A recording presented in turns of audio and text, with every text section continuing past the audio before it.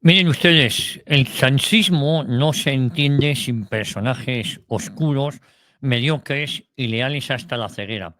No se explica sin escuderos de confianza dispuestos a hacer el trabajo sucio a cambio de poder, colocaciones y protección judicial.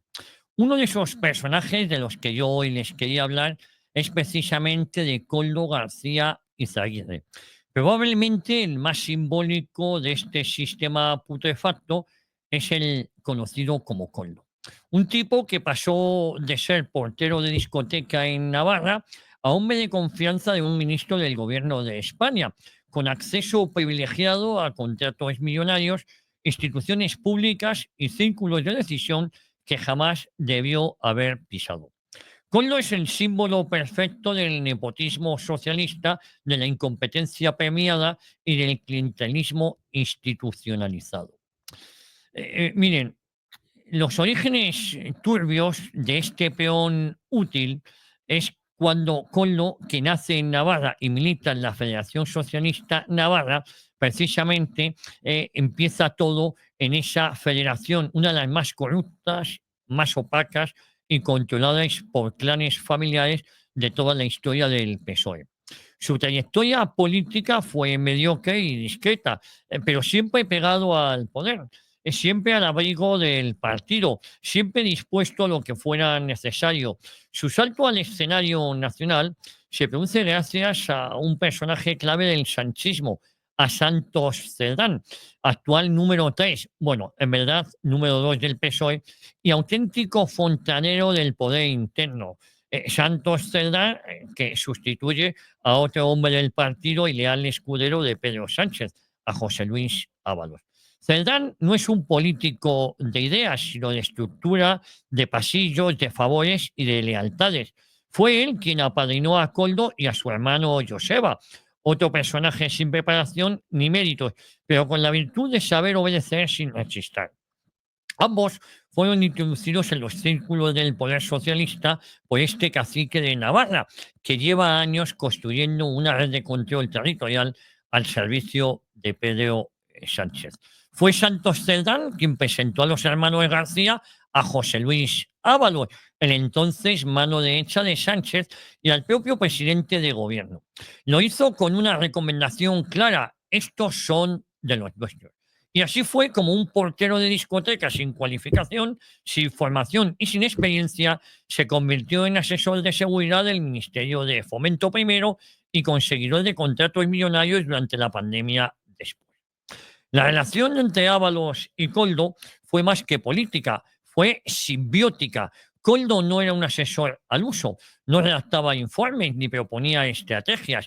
Su trabajo era otro: hacer recados, abrir puertas, vigilar, intimidar y negociar en nombre de su jefe. Era su sombra, su guardaespaldas, su asistente, su chofer, su conseguidor, su hombre de confianza. Se convirtió en una figura clave en la gestión de contratos sanitarios durante la pandemia, especialmente en lo que respecta a la compra de mascarillas, guantes y material médico a precios inflados. Y fue en este contexto donde la red de corrupción empieza a destaparse. Empresas fantasmas, contratos adjudicados sin control, comisiones millonarias y una estructura que responde directamente al núcleo duro del PSOE. Coldo presuntamente cobró comisiones ilegales y ejerció presión sobre altos cargos para adjudicar contratos a empresas amigas como Soluciones de Gestión, que se convirtió en una de las grandes beneficiarias del caos sanitario. Una empresa sin trayectoria en el ámbito médico, pero con una habilidad sorprendente para facturar al Estado a través del Ministerio de Transporte y otras instituciones públicas bajo control socialista. La UCO, la Unión Central Operativa de la Guardia Civil, y la Fiscalía Anticorrupción lo investigan por malversación, cohecho, tráfico de influencias y organización criminal. Se han registrado cuentas bancarias, domicilios, contratos públicos sospechosos y se han identificado testigos que señalan directamente a Coldo como el mediador de facto entre el PSOE y empresas contratistas. Su nombre aparece en grabaciones, correos electrónicos, documentos oficiales y declaraciones judiciales. Nadie puede alegar ignorancia. La mujer de Coldo es otra pieza clave en la red. El escándalo no acaba en Coldo. Su mujer Rosana Alonso también forma parte del engranaje y, según varias informaciones judiciales y periodísticas, recibió ingresos inexplicables y participó en movimientos financieros sospechosos. Su nombre aparece en sociedades vinculadas a Coldo y la investigación trata de esclarecer si formaba parte del circuito de comisiones y desvío de fondos públicos. Se investiga si ejerció como testaferro o colaboradora necesaria en operaciones de blanqueo. La operación en la que se ha visto implicada el clan García no es un caso aislado, sino una red perfectamente diseñada en la que participan políticos, empresarios y funcionarios. Todo con el objetivo de lucrarse con el dolor, la urgencia y el miedo de la población durante la pandemia.